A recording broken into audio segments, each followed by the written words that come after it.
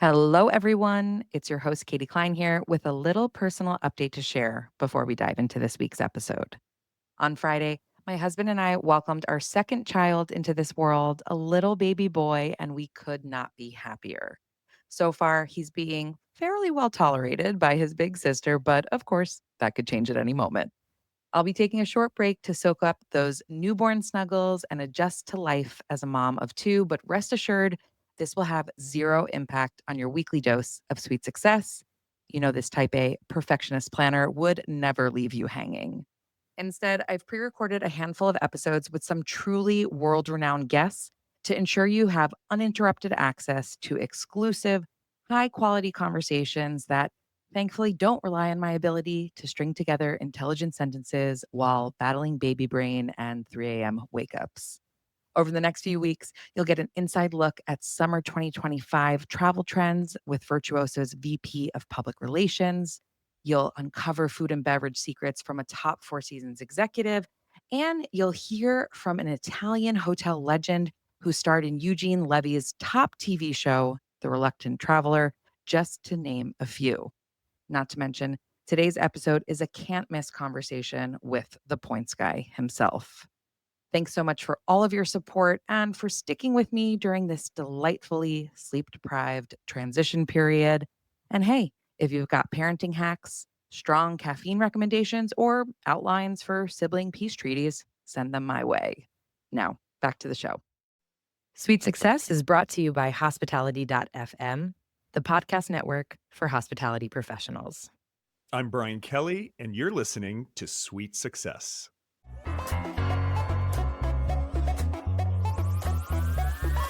You've just checked in to Sweet Success. Join me, Katie Cline, for exclusive conversations with hotel executives, hospitality leaders, and industry innovators.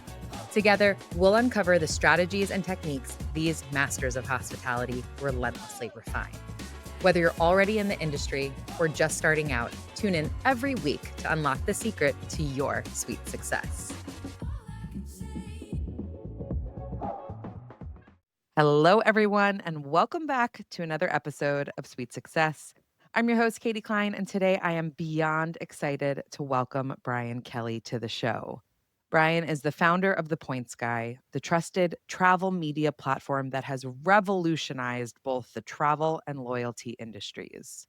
He is also a New York Times bestselling author with his first book, How to Win at Travel, published in February. Brian's valued expertise has made him a regular on top morning shows, including CBS Mornings, Good Morning America, and Live with Kelly and Mark. It's also resulted in a collection of accolades, such as being included on Travel and Leisure's Most Notable People in Travel list and being named the #1 travel influencer by Forbes. Brian, thank you so much for being here today. Thank you so much for having me. It still feels weird to hear New York Times bestselling author because as a kid, that was always my dream. But so yeah, that feels good. That's amazing. I just saw a video on your Instagram of Becca telling you that you were a New York Times bestselling author, and you could sense the excitement that you had. And I was just so exhausted. That was at the tail end of like the first leg of the book tour. I mean, we were crisscrossing the country and it was so fun. I had no idea. And of course, my adorable son was just like chilling in my lap. And it was just this like, it was a very sweet moment, I have to say. One day he's going to look back and be like, oh my gosh, my dad is a bestselling author. Well, I have a feeling Dean is destined for success himself. He is such a hotelier. He's been to 20 countries in 2.5 years, and now Wow. on our most recent trip to Thailand, he walks into a hotel room. He knows exactly to go to the coffee table. He knows there's going to be snacks, and most of the time they're gifts for him. So he immediately goes, assesses, and has a bite, you know, to eat of whatever's there before I can get to it. He's so smart. I love it. A smart kid. We have so much to talk about today, the book, your travels, everything. I want to just go way back to the beginning first. You built the Points Guy from a personal blog into an unrivaled media powerhouse with over 11 million monthly visitors. Can you take me back to when you first had the idea for the Points Guy and what you did to get started? Yeah, so I've been in the points game since the '90s. You know, my dad growing up, he was a business traveler, and at age 12, I used points to book our family trip. So that was the seed that got planted, and then in college, I was, student body president, traveling. This is 2002, 3, post 9/11. There were a lot of really good deals to be had. So all of a sudden, I got into frequent flyer world, and I found the underworld called Flyer Talk, which is like Reddit for really crazy frequent flyer people. So from '04 through 2010, when I started the Points Guy, I was broke, had just graduated college. I loved travel, and I am just genetically someone who always wants to travel. So I always knew I had to use miles and points in order to see the world. I had no money. I was in credit card debt. Um, and I was working at Morgan Stanley during the Great Recession. I started working there '07, '08, '09, really challenging time. And I was not a banker. I was in tech recruiting. Mhm. So I then became kind of like what my dad was in the '90s, this road warrior, maximizing my points because I wasn't making money, wasn't getting those yearly bonuses. And it was about 2009 when my ex said to me, he's like, it's kind of amazing that we get to fly first class all around the world and we both make less than $100,000 a year. He was like, that your talent is pretty special. You should try to monetize it. Mm, And he actually came up with the name. He's like, you're the points guy. And so I bought the Points Guy domain in 2009. I didn't quite know what the business would be. And at first, it was not a blog. I was a travel agent for points. So mm, I remember starting the Points Guy, and I would charge $50 to book trips. hmm, So people would just email me and say, and the website had a form, and you'd say, I have Amex points and Marriott, and I want to go to Rome with my family in July. What can you do? So I would basically use my knowledge and book people. The Points Guy was just a side hustle. I'm in HR, not getting paid a lot of money. So I just decided to monetize this, unique skill of redeeming points. But then in June of 2010, a friend said, you really should start a blog. And there were other points blogs out there. I appreciate when people say you're the OG, you're the first points blog that I started reading. But, there were blogs years before me. But I think the way I approached blogging and points was fun. I'm in New York. Like, this is a cool way, not a clinical, boring way that a lot of bloggers were approaching it as like just about loyalty programs. To me, points were not just about beating the system. That's like a nice bonus to be able to beat airlines and credit cards. But like the real joy for me was travel. And I love the destination. I love culture. I love food. So I think me bringing fun into blogging about points is what helped catapult the Points Guy to become sort of this empire of sorts, which I still pinch myself every day. The fact that this now has over 150 employees and millions of people read it every month. After hosting for more than 2 years, I finally made the decision to switch to Logify, and honestly, I should have done it sooner. If you haven't heard of them yet, Logify is a property management software built for short-term rentals and boutique hotels. They make it easy to manage your calendar, update cross-channel listings, automate guest messages, connect with OTAs, and even build a direct booking website. What I love most is that it's intuitive, it's organized, and most importantly, it's setting me up for what's next, whether that be adding more short term rentals to my portfolio or maybe opening a boutique hotel one day. Logify is the kind of platform that grows with you. Visit logify.com and use code SWEET20, that's sweet like hotel suite, to get 20% off their annual plans today. Check out the link in the show notes for more. Yeah, it's so interesting because, like you said, you were leading with the travel and the points were the means to get you there versus maybe the other guys at the time were leading with the points and Oh, the travel was the outcome. it was all about the points, and in 2010 when I started, it was all about mileage running, right? Because frequent flyer programs today, you have to spend a lot of money, but back then, you could buy a cheap ticket to Singapore and get elite status. So there was a gamification to it much more than there is today, but I mean, it was normal. People would fly to Sydney on a cheap ticket and get back on the plane without leaving the airport. That was Mhm. sort of the it was about how much you could beat the system. It was almost like, let's not even travel because I don't want to spend a dollar more to get my elite status, which never made sense to me. I mean, I get why people do it, but I did one mileage run once at the end of the year to get Delta status. I flew to LA and then directly back to New York, and I was like, this is the dumbest thing I've ever done.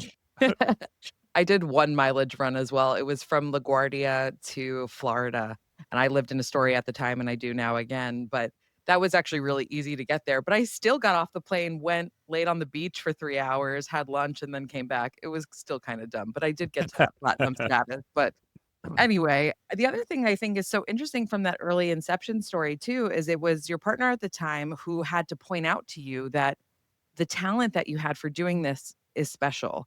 And I feel like that's so typical for all of us in the sense of the things that we know and we do inherently well.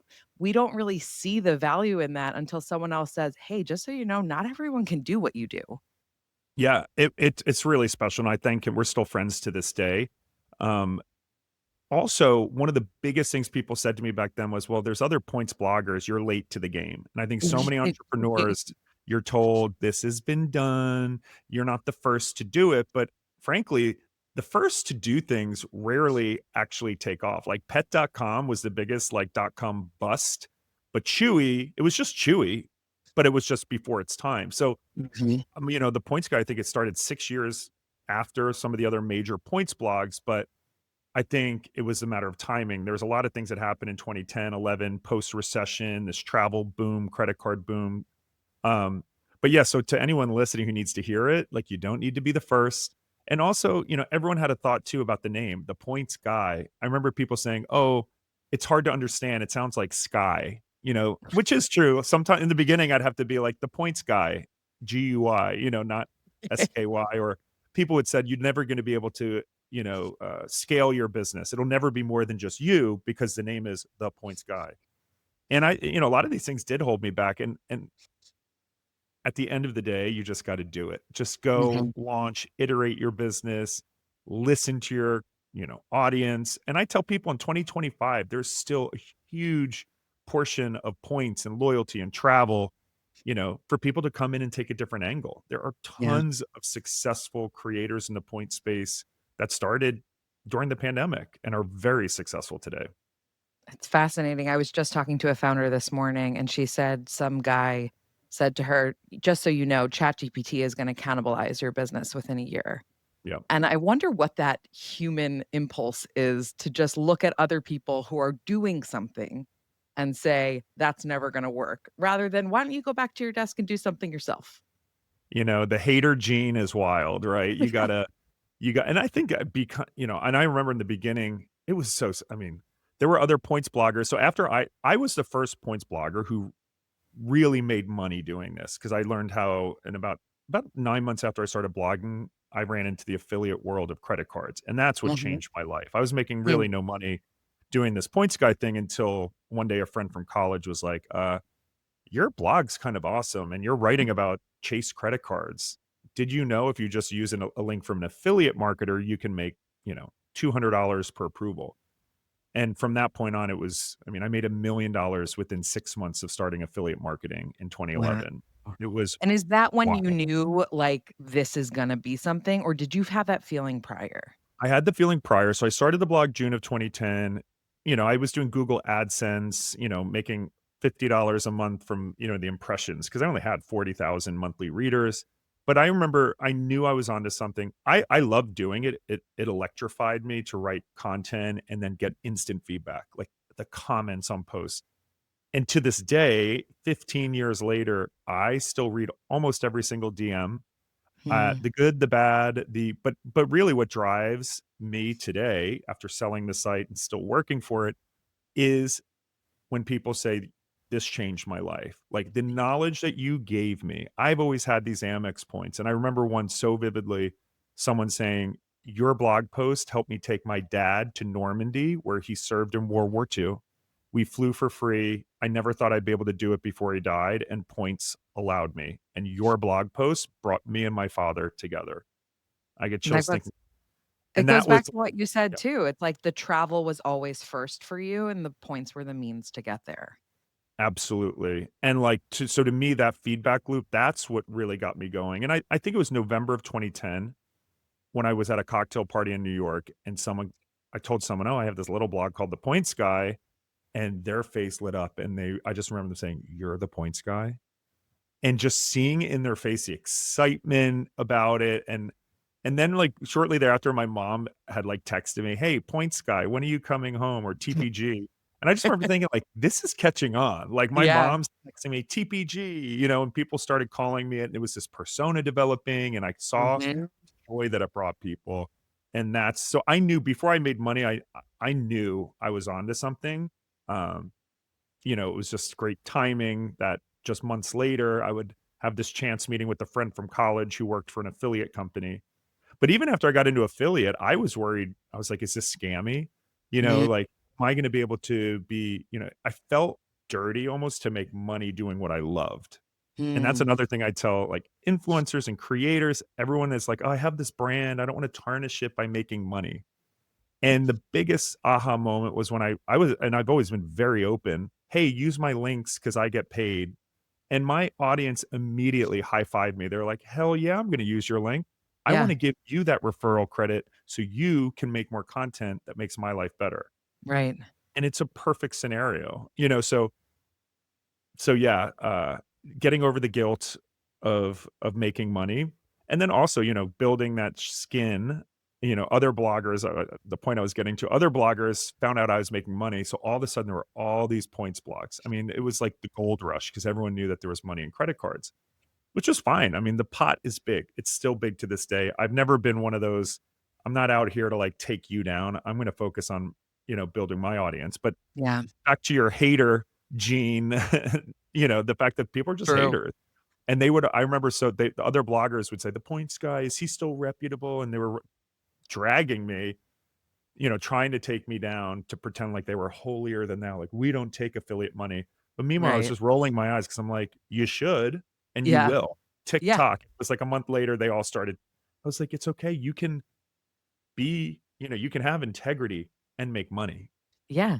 And you were being clear from the outset that that's what you were doing. Also, how are you supposed to actually put all of your time and energy into something if it's not providing resources back for you to live? Just Totally, doesn't make and sense. it doesn't make sense, and I think, yeah, it's that was a learning curve. I think now and, people, it's much more understood, like, influence you gotta make money. In Right. fact, influencers who don't make money, I'm more skeptical, like, "What's going on here? Like, what's the catch?" Right. Going back to the stories you shared about somebody recognizing you at a cocktail party or even your mom starting to refer to you as the points guy. To me, that's such a moment of it's more than a blog, it's a brand. Did you recognize that in the moment that it's a brand now and like you were saying the persona development behind it? Or was it more just like, oh, this is becoming something and let me keep this train on the track? No, I knew it was a brand, and I think the most challenging, and I still deal with it today, is like, what is Brian and what is the points guy, right? Mm, I think it wasn't until 2017 that I split off. My personal Instagram was at the pointsgram until I think 20, right. maybe 18 actually.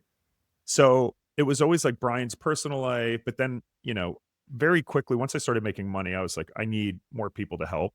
Hmm. I couldn't do it myself. I knew the more content I wrote, but then I started doing media. So shortly after, in 2011, I got a New York Times article written about me that changed my life. And Mm. another tip I like to give founders is always go through your spam inbox because I've had certain emails or chance encounters sitting on a plane with people that will change your life.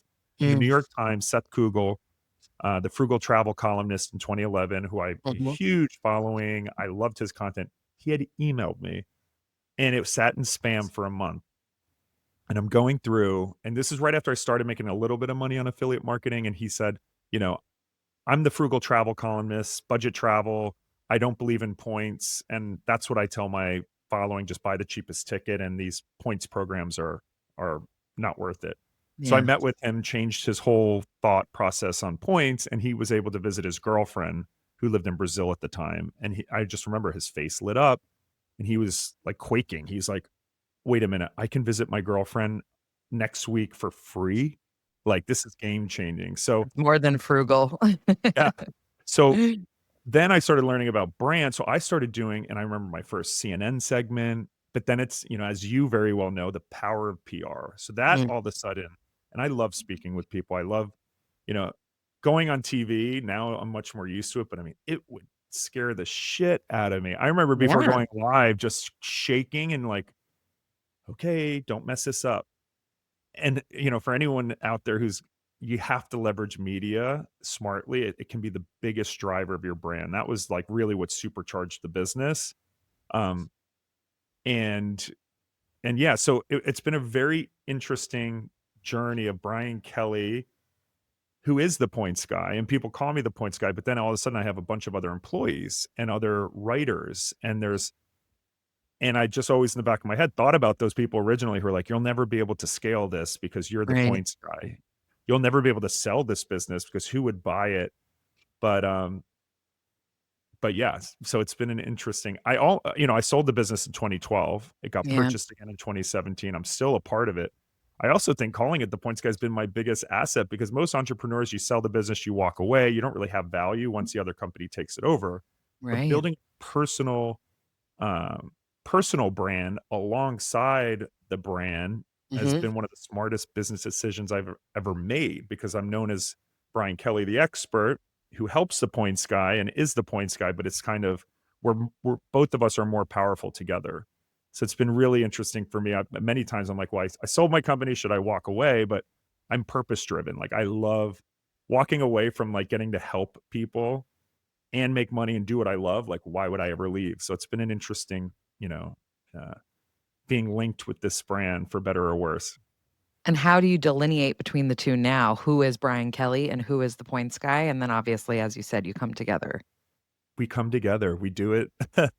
It's really interesting, Red Venture is the parent company that owns the Points Guy now. I think they were I was CEO of the Points Guy when they bought it in 2017. I had no I wanted to stay, and clearly, when we did the deal, it was for me to stay on. And I still have multi-year deals to kind of work together. So we're always in sync. Like Mhm. when I rise, they rise, right? Mhm. And I know a lot of people have sold companies where there's always friction of like, when are we going to cut this person out, right? So it does take trust and trusting the people that you do business with because you can sometimes look over your shoulder and be like, wait a minute, am I being because you can see in business, it might be cheaper to cut me out. And Mhm. so, but back to your original question of what's Brian, what's the points guy? I mean, I think Mhm. we're synonymous. So I also need to keep that in mind. With what I share on my personal Instagram could have very serious repercussions for the points guy. Mhm. And we work with top tier companies, Chase, American Express, Capital One. These are like companies where you really have to have a good reputation. So I remember once I even cursed in a Vice article, they interviewed me and I was feeling a little fun and spicy that day. And I remember hearing from PR people at one of the big banks that were like, yeah, Next time, don't do it. this could Interesting. create heat, because we want and it was like such a learning moment for me, like, I Brian Kelly and the points here, we are sort of the same. So you gotta Yeah. it's an interesting way to live your life when you are a personal brand and a person Yeah. and a company too. It's Yeah. It goes back to what you were saying too about the first few times that you were doing TV appearances and feeling really nervous, which I think is so refreshing to hear because you are such a seasoned pro at media interviews now. But it's nice to hear at some point you were oh, nervous just like the rest of us, right? here are the tips, everyone out there. Number 1, you just need to keep doing it, Yeah. but that doesn't necessarily mean you're gonna get good at it. You have to watch yourself, which I know we all hate doing, and if you don't watch yourself and don't look down and cringe watching, look at yourself. And I remember I would always, because I was so excited too, I would be nodding my head. The host would be asking me a Did you question. I'm break? sitting there like, like excited to answer. And I'm like, oh my God, I look like a horse right now. Like, and what most importantly, if you want to do this seriously, get media training. Yeah. I very early on, I there was a media training company in Chicago. I went for 2 days and it was former journalists, radio hosts. They had me in different formats in a studio. We would watch, they would give me tips. And the biggest thing you learn is, especially in travel, like I'm coming in as the expert, fun tips, give the audience some meat, something they're going to learn, and just get out of your head that you're gonna fail. I mean, that's Mhm. everything in life, dating, business. But seriously, the minute you just stop telling yourself, well, what if I'm asked a question I don't know the answer to? Like, stop. You're an Yeah. expert. You're there for a reason. Have fun. And also stop trying to give away a million stats. No one is listening. No one has a piece of paper. Give the high level, juicy, and just have fun, you Mm. know? So it took many years to do that. I started doing press in 2011, but now I try to just remind myself, like, have fun with this, connect with the host, and listen to what they're saying, and it's okay to banter and go back and forth. The nodding point is such a good one too, and I've led media trainings for different executives at different organizations, and especially when you're being interviewed on tricky topics, if a journalist is asking you a negative question and you're sitting there nodding and smiling along because you're trying to be polite, Yep. that's what gets memed, that's what gets pulled out of the interview a lot of times, so it's so crucial, like you said, to watch that tape back and make sure our body language is communicating the same thing that our words are. Absolutely, and just listening. A lot of times we're excited to answer the question, but before we fully let them finish, and also, the bridging, that was one of the other big things I learned in media training is even if you don't wanna answer something, listen, comprehend, and then the beauty is no one can use your voice. You can lead the conversation in a different direction, and, luckily, I don't have to use that too much. I think in general, most of my segments, I think the hosts are like, "Take it away, Brian," and now that Right. people know I'm a good guest, I have a lot of leeway to but, when there are certain things that, you know, might make me look bad or whatever, you can always change it and put your positive spin if you're Yeah. prepped, if you're aware, if you've got lots of things to talk about. Yeah. And you always have lots of things to talk about, especially in the loyalty and travel space. So let's have that big picture question of what separates a good loyalty program from a great one. Keeping up with online reviews across platforms is tough, but FeedCheck makes it easier by bringing all reviews from all channels into one place. In addition to tracking your own feedback, you can even monitor competitors to see how you compare. They provide deep insights into customer sentiment, trending topics, common issues, and patterns that might otherwise be overlooked. Plus, real time alerts mean you can respond quickly before things escalate, and AI powered suggestions help you craft better responses. So, if you want to stay ahead of your reputation, book a demo with FeedCheck at feedcheck.co/sweet success or through the link in the podcast notes. I think the biggest thing nowadays is transparency. So loyalty is a huge business. The airlines make more money selling points to credit card companies than they do flying airplanes. So let that sink in. These loyalty programs are not like a marketing expense or a coupon that they give to customers. Like these loyalty programs are what save the airlines from pandemics, from bankruptcy, and they make more money.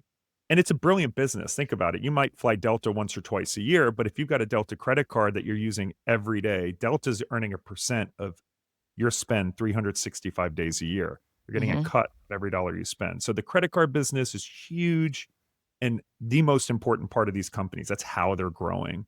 Air travel demand can soften but like if people are spending on their credit cards, that's how they so the challenging part is, companies get greedy and it's a brilliant business. Think about it. They have all these currency that they've sold to banks and they can click there on a button and be like, "Okay, well, let's just make the points less valuable." And that's an Yeah, easy way to make more money. We sold that's them right. and now when people go to redeem, we're just going to charge 50% more points so we get them off our balance books. And this is Yeah, what's been happening. We're kind of in a period of devaluation where consumers now are like, "Okay, you sold me a different bill of goods." yeah, So loyalty programs, I think, that are transparent, that offer value, that allow their consumers to use their points flexibly, transferably, that's the name of the game.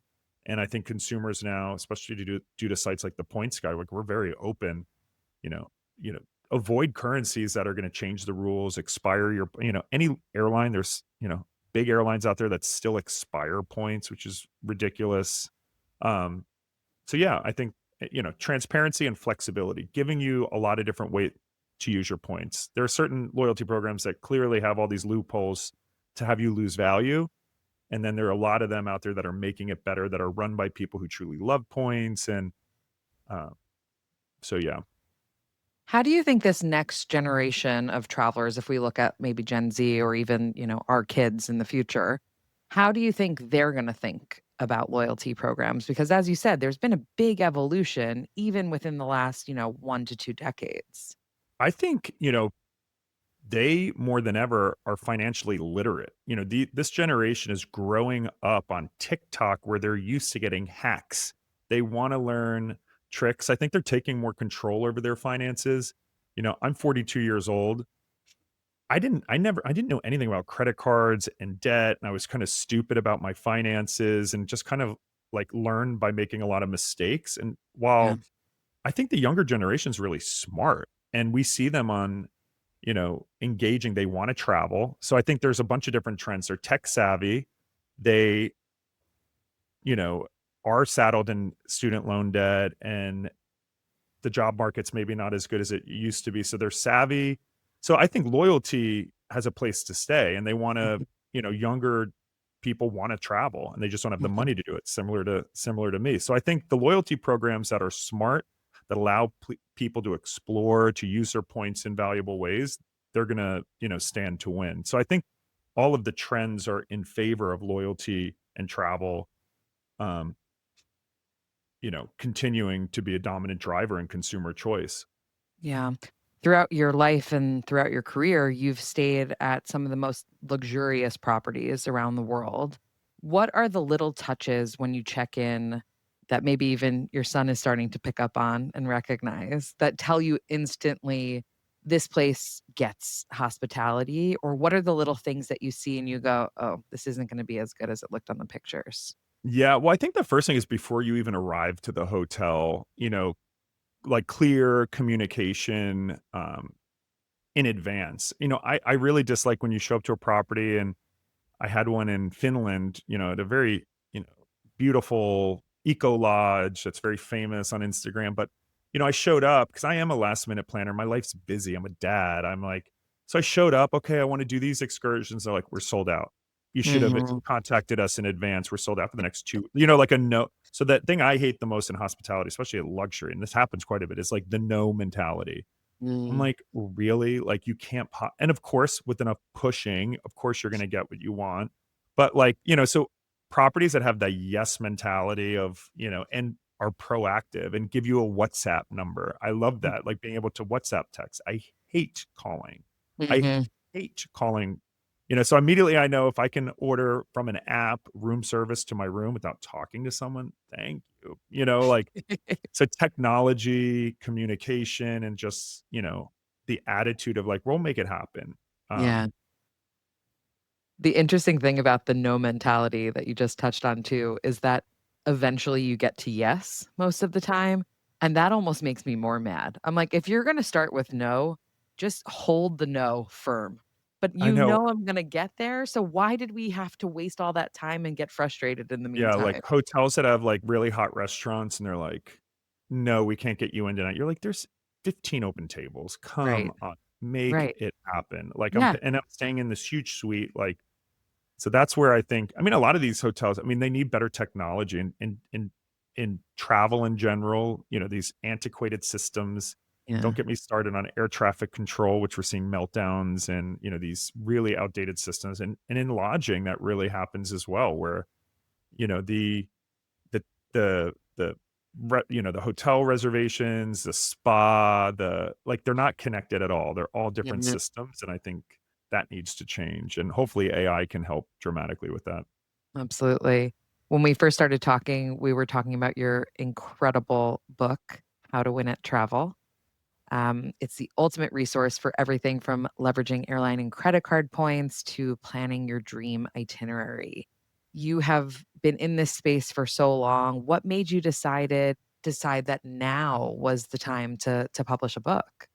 Well, I actually got a book deal in 2017, and that was the year our company was sold. So I got the book deal, and then 2 months later, we got acquired by Red Ventures, and anyone who sold a business, it's like getting married. You're getting into bed with new partners, once the deal closes, then you kinda lift up the sheets and you have integration work, and so I basically was just like, "I don't have time to write a book," because my book Yeah, has to be my voice, my expertise. This is not I did not wanna get this book and give it to someone else to write my story, like, not yeah. happening. So, I think during the pandemic, I was ready to write one. I was like, "Okay, I'm home," and it was 2021, and I, like, went back out to the travel and, the book industry because you have to kinda it's like an auction, you date around to different publishers, who wants to buy it, and it kinda went over like a lead balloon, um, which was also fine. Let me have a kid and come back. So Because no one was traveling then, that they were like, "Who's gonna yeah, buy a travel b" It's so crazy to me. It's like, it's gonna come back. Also, it takes a while to publish a book, I imagine.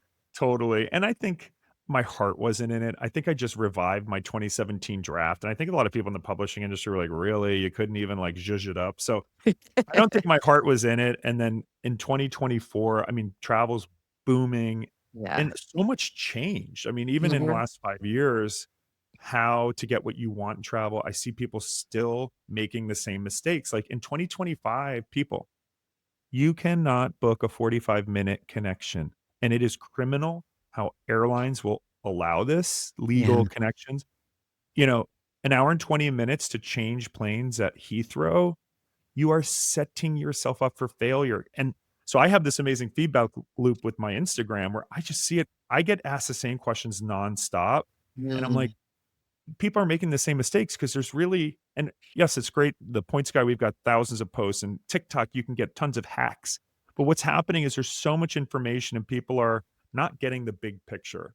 So I'm like, let me write the book. And this book is not just points. I mean, points earning, redeeming, and perks, and how to, that is a juicy part of this book. But this book takes a step back, looking at travel, and I opened the book with how I do believe we're in the platinum age of travel. Like, travel today is better than it's ever been, fully from so many perspectives. Everyone thinks the golden age in the '70s, like, I assure you travel was way more annoying, even though you might see, like, a picture on social media of, like, 747 and these beautiful flight attendants serving on China and economy, but, like, those economy seats were more expensive than international first classes today. So you had to be Yeah. rich to fly an economy. Today, Mm. you can be savvy and sit in a lie flat seat having champagne. Like, that's way better than only rich people being able to fly. And oh, Yeah. by the way, it's safer, et cetera. So I wanted to kind of write a on-ramp for people who have, like, been adjacent to the points world, but like, "Hey, it's too much every time I go to the points guy. I don't know how to." This book gives you the foundation. Once you read it, you're like, "Okay, I." You may not get everything in the book. It does get a little technical in some of the chapters, but it's enough for you to be like, "Oh, I'm a better traveler." I mean, even Mhm. fear of flying, I have a whole chapter on travel health.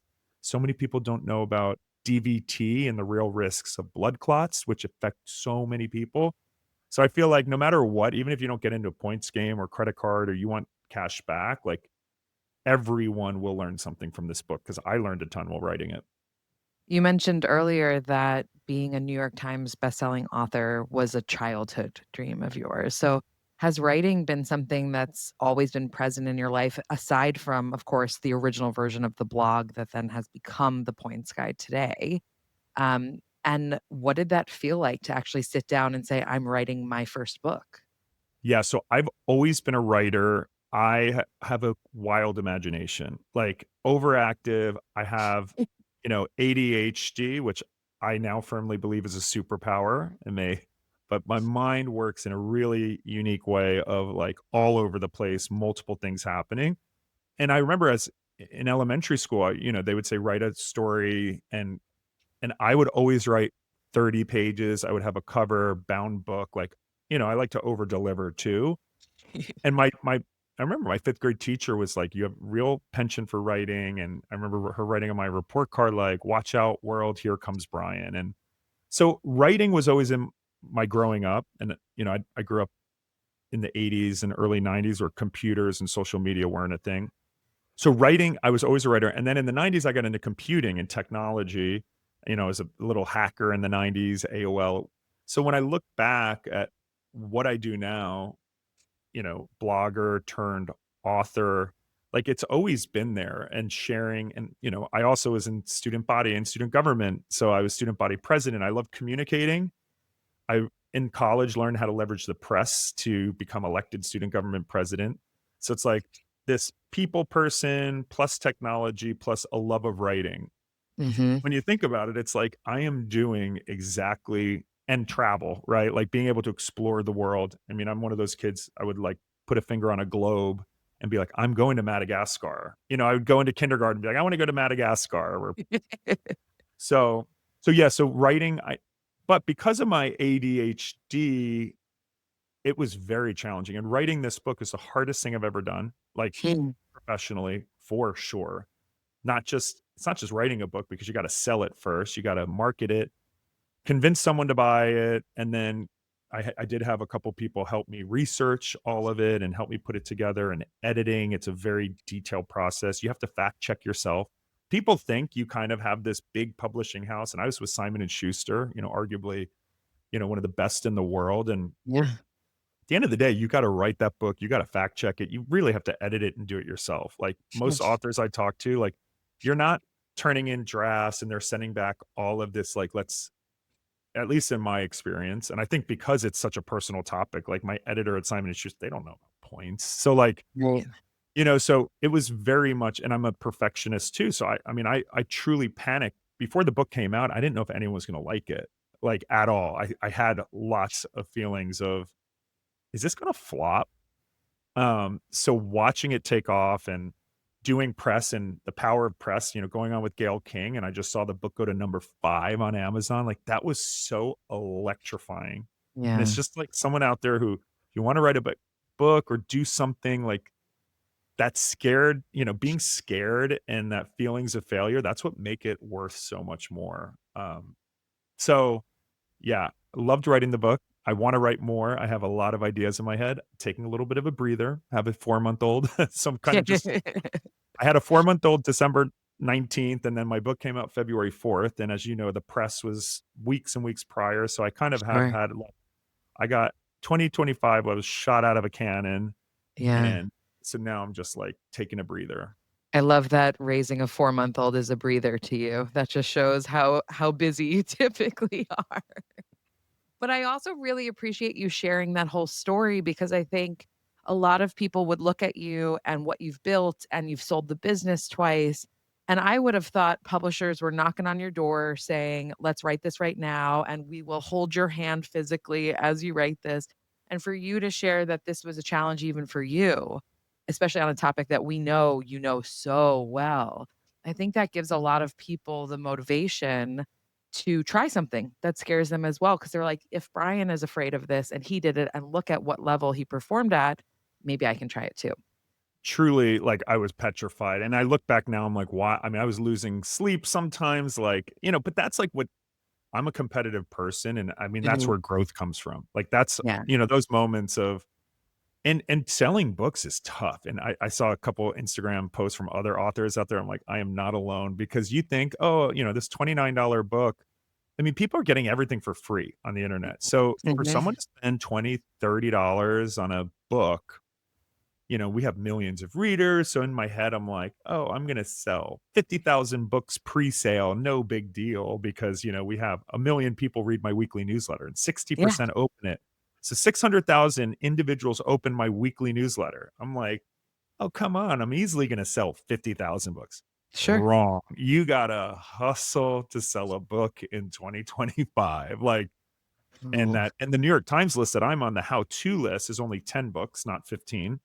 And then right. in How To, Mel Robbins' Let Them was number 1 by a long shot. You're not beating her. And then Atomic Habits has been on that list for 6 years. So that's another spot. There's several other books that are just, so you start realizing, like, "Oh, man," like, in my head, I was like, "I'm gonna be a New York Times bestseller," but then you start doing it, and you're like, "Oh, no, this is a hustle, hustle, Wow. hustle." And I will say I didn't know what a dagger was. So in the New York Times bestseller, you'll see a dagger next to some authors, and that basically means they got there because they had huge bulk orders, or they had a corporate order where someone ordered 5,000 books in order for them to speak. And I'm Mhm. proud to say, so if an author doesn't have a dagger next to their name, that means it's organic. Right.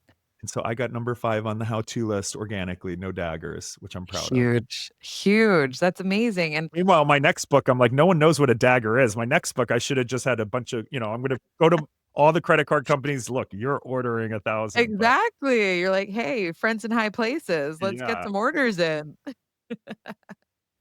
I like the story you shared about your teacher too, your 3rd grade teacher writing on your report card, and I just think it's unfortunately, teachers are not paid the way that they should be paid, but I hope they hear stories like that a lot because I had a very similar experience. My 2nd grade teacher, Mrs. Schwartz, I also have a crazy imagination. I loved these writing projects that they let us 2nd graders do. And I remember once she wrote at the top of mine, "You're going to be a writer someday." And it's just that little comment that now here we are, what, decades later. And I still remember it. You still remember it. You have proved it to be true. I am still over here trying to make Mrs. Schwartz proud, but it's amazing that it sticks with us. It really does, and kudos to all the teachers out there, teachers, assistants, aides, like, you have such a huge impact on lives, and, yeah, I'm just so thankful that I was able to write those crazy stories that and be encouraged to do it, and you just never know, and I would just Never to know. anyone out there, if you're in school, have kids in school, stop telling them, "What are you gonna do when you grow up?" or "You gotta do this," or "Pick your track," like, let people I was a Spanish major. I've just figured it out, let kids do what they love doing. It's amazing that, when you let people pursue their talents, what can happen versus forcing them into things. The next time you're traveling or celebrating an important occasion, book a photographer photo shoot. They make it easy to capture memories by connecting you with hand picked professional photographers in over 350 destinations around the world. I should know. Capturing memories with family and friends is super important to me. And I've booked flytographers from Maine to Paris to London. A flytographer shoot is an essential part of every trip I plan. They also have an incredible affiliate and travel advisor program. Add a photo shoot to your customer's next itinerary and earn 10% commission. Visit flytographer.com/sweet success for $25 off your first shoot or to sign up as an affiliate or travel advisor. That's FLYTOGRAPHER.com/sweet, like hotel suite success. I love that. I mean, imagine if 3rd grade Brian was like, I am going to start a blog, which by the way, in 3rd grade, people would be like, what was that? And it's gonna revolutionize industries, and it's gonna sell a company, and I'm gonna be a New York Times bestselling author. People be like, "Okay, crazy kid." But you Yep. did. You did. It feels good, and it's not to just prove other people wrong, but it's to prove yourself right, that feeling Exactly. of, um and the New York Times bestseller is cool and to be able to call that, but, like, what I love the most about the book and just yesterday at a restaurant, someone came up to me and was like, "I love your book." And it was so cool to me because people come up to me a lot in airports, they're so excited, "I love your blog, I love your social media." But for the first time, someone to be like, "Your book was amazing." And it's just so cool to me to think, like, this book will be in bookstores around the world, and people are gonna, for a long time to come, see, "Oh, what is this book?" Pick it up and hopefully their lives will be changed. That's the cool part of all this. I did see it, for sale in a Hudson News and JFK recently, so they could even pick it up on a flight. Oh, yeah, Hudson News has been my number 1 supporter. It's, That's amazing. pretty much most airports in the US, you should still see it. But I did record the audiobook myself, and it's 10 hours, so if you've got a long road trip, flight to Asia, my soothing voice will tell you, explain to you everything. I never understand why authors don't record their own books, especially nonfiction authors. And maybe it's some people don't have a voice as melodious as yours, but was that really hard for you Oh to my do? I mean, gosh, 10 hours yeah. is a long time for Oh, sure, but it is your story, your voice, your Oh, words. yeah, I mean, for me, I had to do it, but, well, A, it was, 40, 50 hours in the studio, and Wow. I think I got paid $5,000, which, for my so it was either, like, take 5 grand. I think most busy people are like, for a week's worth of work, when you're very successful, I mean, it's a huge commitment to do, and it was challenging because you go line by line, and you make sure you get it right, and then you have Right. to redo these long, complicated sentences, and it was I came down with the cold, I'm sitting in there. It was very, very challenging, and Wow. first couple hours are fine, and then, like, after 4 hours in a studio of hearing yourself over and over, I mean, it was very ch that was another just, like, notch on that accomplishment that was the book, but, I can see why authors are like, not gonna do it." So interesting. Brian, I want to do a really fun, quick lightning round of questions with you with your travel expertise. So, first question, window seat or aisle seat? Window seat, because great views. I'm 6'7" and my knees constantly get slammed by drink carts, my head is so high, people's backpacks smack me in the face all the time. And just from a safety perspective, if those overhead bins open up, I don't want all that coming out on my head, so window seat. These are all good points. Go to airport lounge beverage. Ooh, I'm a champagne boy. Mm. I just champagne hits different in the sky, in the airport, that's my go-to. Classic room service meal.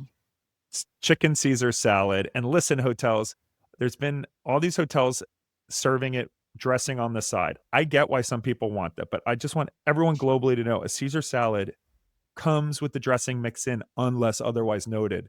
Do not make me put this thick, goopy dressing and on a plate where I can't even mix it in a bowl. It doesn't make sense. So stop. If I get why people want it on the side, power to you, but I love a drenched chicken Caesar salad. Me too. Me too. Travel myth or loyalty program misconception that you wish you could debunk. Ooh, that, like, points are useless, especially, like, last minute. So many people are like, "Oh, there's no way that there would be frequent flyer, you have to book in advance." False. Last minute, the airlines open up tons of award space at the lowest levels. It can be the best time to redeem your points. And also on that, when you're at the airport and your flight's canceled or delayed, use your points and book yourself on a different airline. Don't wait in that 2-hour-long line to have a, you know, agent tell you have to be on standby. Use points as an insurance policy to book yourself when things go wrong. Those are great, great tips. One item you never travel without. My Bose QC over ear noise canceling headphones because, crying kids are going to happen, drunk seatmates, control your environment, and noise canceling headphones are my must have. You can only redeem points for one company for the rest of your life. Who are you choosing? I love Emirates. I mean, Emirates first class has unlimited Dom Perignon and caviar, and they're the largest operator of the A380, which is the best, quietest, most comfortable, biggest plane in the sky. Final one, the splurge travel moment that every traveler should experience at least once. I'm a huge boat guy, so I was just in Thailand. I mean, spend and go boating wherever you are. I mean, if there's nice, beautiful water, but like my boat days traveling, going to special islands, get away from people, have your moment. Like, I just can't say enough how much a boat day is often the highlight of my trip. I love that. Okay. Well, that was our little lightning round. Now I'm going to ask you the final three questions that I ask everyone on the show. So, first one, this is going to be a hard one for you. What was the best hospitality experience you've ever had? That is a very challenging question because I've had so many. I would say Nihi Sumba, it's was I went in 2016. It was Travel and Leisure's best hotel in the world for several years. And, it's on the edge of wildness and it's really integrated into this island Sumba, which is close to Bali and all the experiences. So many hotel brands like, well, integrated into the local culture. Well, having a standing reservation at a restaurant in the area doesn't really count, but Nihi was beautiful. I remember one of my favorite things is that they took us down stand-up paddleboarding down the local river where little kids who were naked. I mean, this was very, very rural island, and the naked local kids would swim out to your paddleboard and hitch a ride. I mean, it was just hysterical and cool. And so Nihi just because they really curated an experience that like stuck with me forever. And to me, that's what hospitality is. And it's also extraordinarily luxurious with golden bathtubs on your balcony and wild horses. I mean, just a total sensory um, experience. And what was the worst hospitality experience you've ever had? The worst hospitality experience was when I was flying 6 a.m. to a very important work meeting. So I got a hotel at the Renaissance Philadelphia Airport, which I think has since changed to a different. And I showed up at 11 p.m. and they gave my room away. and the city was sold out. Not a single hotel room. There was some conference, Eagles game, and I'm in the lobby. I'm Marriott, titanium, and I'm just like, I I need a room. Like, where am I going? I'm not sleeping in the airport, and they eventually found a room, but when I got to it, oh, it hadn't been cleaned yet. So it was someone else's dirty bed. At which point I'm like, "You know what? You just gotta I'm not a germaphobe, thank God." I kinda put a towel down or something. So, yeah, that one was pretty bad. They eventually apologized. But the learning lesson here is, people, if you're ever checking in, I mean, really after 7 PM, I would say just call the hotel, let them know you're coming. If your flight's delayed, always call the hotel. They will give your room away. They will oversell it if they think you're gonna no-show. Such a shame that that onus has to be on us rather than them reaching out, but you're right, better safe than sorry. Better safe than sleeping on dirty sheets. Yes, that was unique. I just kept telling myself, "Well, I was in a fraternity at the University of Pittsburgh, and I've seen some nasty things and slept on, sofas that have been puked on." So I've always got a way that I can rationalize anything. We've got a PR spin ready. Mine is usually, Totally. it's gonna be a great story. So, let's Never a just dull moment. a final question for you. What does hospitality mean to you? And is there anyone, a person, a brand that you feel has truly mastered it?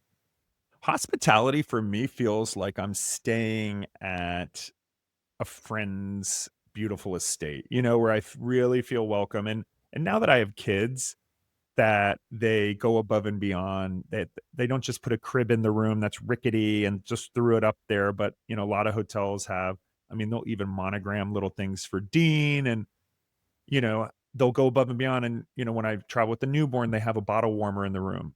Like, oh my gosh, after a long travel day, you're like, "Oh, Yeah. you thought of that. You actually thought. You knew someone sat down and said, 'Okay, this is our client coming, and I know I get special treatment because but, that's what hospitality is, like, the thinking ahead and having the things that they can easily tell that you love, readily available. And anyone that you think has mastered it, maybe it's someone in your life or a brand that you've experienced. I mean, you've named some really great experiences already. Yeah, I mean, I love Rosewood Hotels. I think they do a really beautiful job. I also love linens. I'll shout out the Peninsula New York.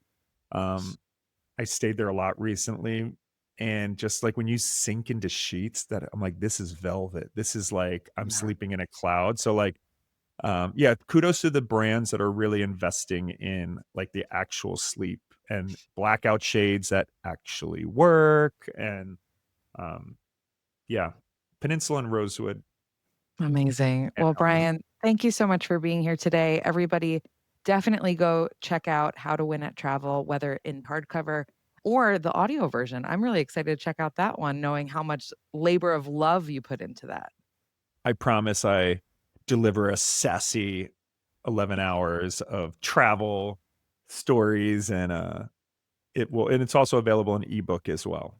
An ebook. Wonderful. Well, Brian, thank you so much for being here. Thank you for having me. Safe travels. All right, everyone, it's time for today's sweet summary where I break down the key insights and actionable takeaways from today's conversation. Brian's honesty, humility, and razor sharp perspective on travel and loyalty makes listening to his insights pure gold. One of the through lines from our chat that I loved was how our early influences have such a dramatic effect on shaping who we become. Brian was planning his first trip using loyalty points by age 12, thanks to the incredible influence of his road warrior dad. He gained the confidence to launch a blog and eventually write a best selling book, thanks to early praise from his third grade teacher. And even now, hearing how Brian's eldest son can navigate a hotel room better at 2.5 years old than most adults can just illuminates the impact of generational influence. What a beautiful full circle moment. There was so much wisdom in what Brian shared. The first lesson that stuck with me is you're never too late to get started. It's almost laughable to think that anyone could have told Brian he was too late when he launched the Points Guy. As a brand that's often credited as the OG of the space, it's wild to think this is a criticism that was lobbed at him. And even if he had been late, Brian was quick to point out that you don't need to be first. You just need to be yourself. You need to find your own voice, carve your own path, and just keep going. Second is that once you start, you can always pivot. Most of us see the points guide today and assume it was a rocket ship from day one. But what I didn't know was that Brian actually started out as a travel agent for points. That wasn't the big idea that eventually brought him fame, but it was a necessary stepping stone, one that helped him build, experiment, and eventually land on what worked, largely because he listened to his audience's feedback every step of the way. He also emphasized the power of transparency. It's what helped him form a real connection with readers from the start. When he started earning income through affiliate links, he didn't hide it. He told his audience. And rather than push back, his readers rallied around him. They clicked, shared, and supported him because they trusted him. Contrast that with what Brian said some loyalty programs get wrong: quietly devaluing their points in the name of profits, eroding trust, and alienating the very people they claimed they were there to serve. But what stuck with me most was Brian's honesty about fear. He comes off like a total natural. He's confident on camera, articulate in interviews, and an absolute pro with media. But it took time and a lot of intentional work for him to get to this point. He shared how terrified he was during those early TV appearances, how his first two attempts at writing a book didn't come to fruition, and how once he finally started writing, he wrestled with doubt, wondering if people would even buy it, and if they did, if they'd even like it. That reminder that self doubt doesn't vanish with success felt like the most important takeaway of all. Because as Brian said, it's not so much about proving others wrong, it's about proving ourselves right. And that concludes another episode of Sweet Success. If you enjoyed today's conversation, please subscribe, rate, and review the show. We all know how important those 5-star reviews are. I also want to say a massive thank you to each and every one of you for tuning in. It means the absolute world to me. And I'd love to hear from you. If you have ideas for future guests, new topics to cover, or even just want to say hi, don't be shy. Message me through our website, sweetsuccesspodcast.com, or on social media at Sweet Success Podcast. That's sweet like hotel suite. Once again, I'm your host, Katie Cline, and I'm super excited to see you all next week.